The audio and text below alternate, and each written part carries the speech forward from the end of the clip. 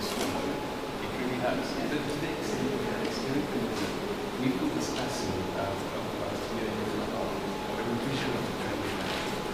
So, as we were going to discuss adaptation and the very basic 101, even a half of the biology and adaptation, it was very clear from the previous one that it's not important because what I'm telling you, you can see. So I'm not going to do that, if that's okay with you guys. But if I'm not, how many of you were in our science today? What I think might be useful is that what I brought you is a presentation on how we have now moved from just talking capacity building on the race to how we try to get to action on the national level, which is something that's really important because as one of us says, negotiations is going to have stuff. I think the multinational level is just really, really, really very important. Increasing the Examples from the sectors. We have Jordan, energy, and Nepal. So that's nothing wrong afterwards. In some of them, we have more than one. This is Ghana, and varies. This is Jordan Energy Sector. This is Jordan. This is Tanzania Energy. And this is Nepal. So we have a lot of and this is Nepal.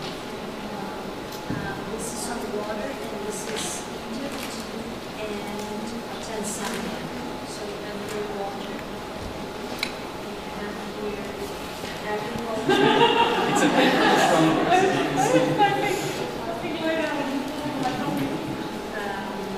So this is agriculture on Egypt, Nepal, and Liberia. And this is roadmap for Ghana and Red, and this is forest and wet in Nepal. So that's going to support from what Francois is going to present, but these are the concrete examples of what is in the strategies itself on those roles. What adaptation is and how it's effective. So our presentation changes from adaptation to general to implementation. So it's available to everyone. It's not being considered to say that we have perfected our implementation. Definitely not. Every day that we work with the work on this, for example, with our other work that we do outside of the GGCA, we know that there's only scratching the surface. And what I'll do is I'll just give you a short introduction of GGCA because you might have heard of the project is know exactly what it is, and then show how we're moving to the national implementation. So I'm going to use a small straight and bigger instance.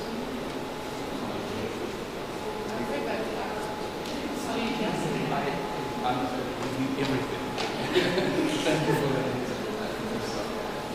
Alright, so the International Union for Conservation of Nature.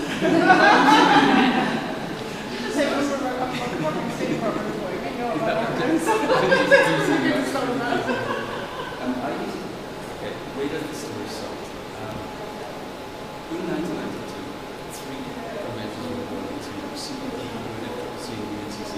Of those three conventions that relate to desertification, climate change, and biodiversity.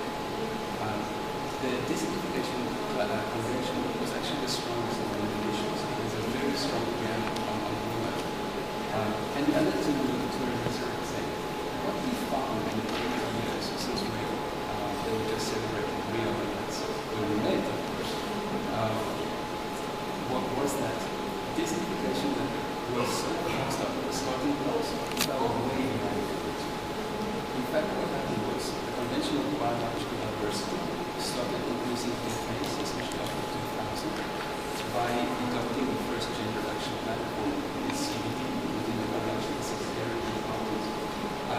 And really, it wasn't featuring by any means for really important reasons. And it has to do with the culture of the UNCC Secretariat at the time and the race that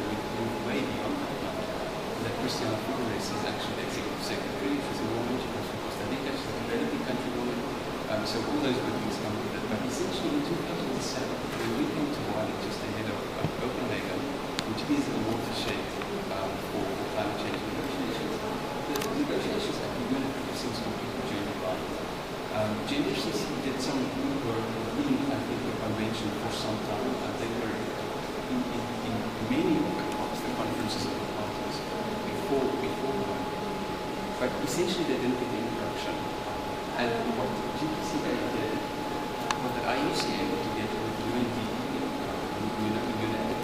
and the Women's Environment Development Organization based in New York, we came together and we said that we need to change this. We need to bring a human face into climate change negotiations, and we need to bring the gender lens into climate change. Now, having said that, that is one thing we're very ambitious, but it's not always the easiest thing to do. So if you start, you deal with a highly technical foundation. It's one of the reasons what GNHCC told us why they haven't made a lot of traction in negotiations. How do you do that? So the obvious first point of entry is knowledge generation. Whilst there was so much knowledge on energy and women, and forestry, and agriculture, and women, the link between gender and climate change just wasn't there. And if we look back to it now, it's actually quite ludicrous because it's so intuitive in many ways, but it really wasn't there. So I started the development of the generation of knowledge, doing research, trying to understand what knowledge language is. Now this project was made possible through our partners Finland, that at the very beginning, I represent Finland here, at the very outset, realized what the impact of this would be in a manner that I haven't seen. I'm not saying that because of I'm saying we're really moving on. It's a really visionary commitment on building a project to revolutionize the way that we're doing work in the FWC and sticking with that from the very beginning. And you see how crucial the role of Finland was in where we are today in the development of this project. So knowledge generation was the first point of entry. We created a manual, and on the back of that manual we started training delegates at the government level to try and desensitize them towards the languages of gender and climate change. The manual was developed in 4 bands. Because it was a body, the manual was written in the back of the body plan of action.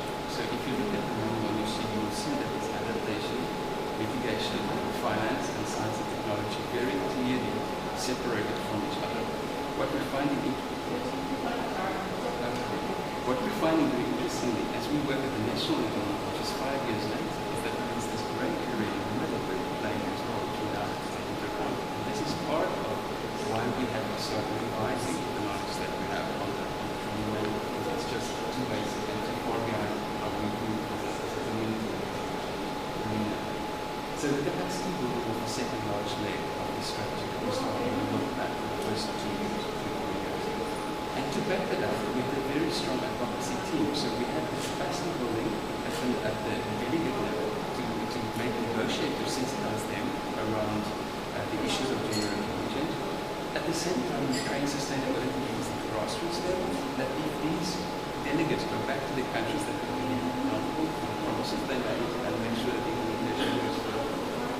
But to build it up, we have a very strong advocacy team, which we need to build relationships in the community of the prospects.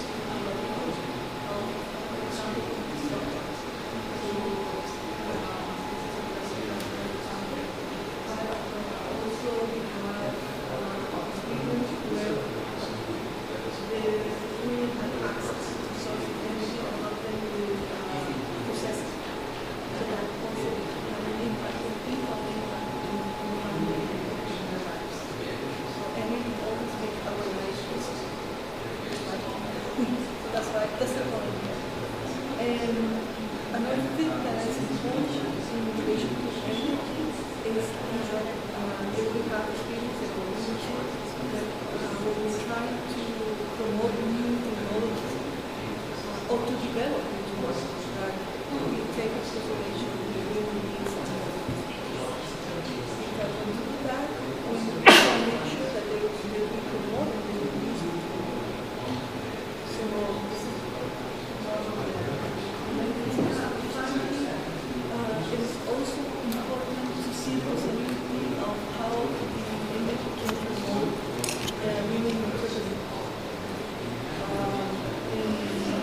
in Nicaragua, and Latin America, Nicaragua, the country, in Central America, where we have really good experience on how women now are fixing solar panels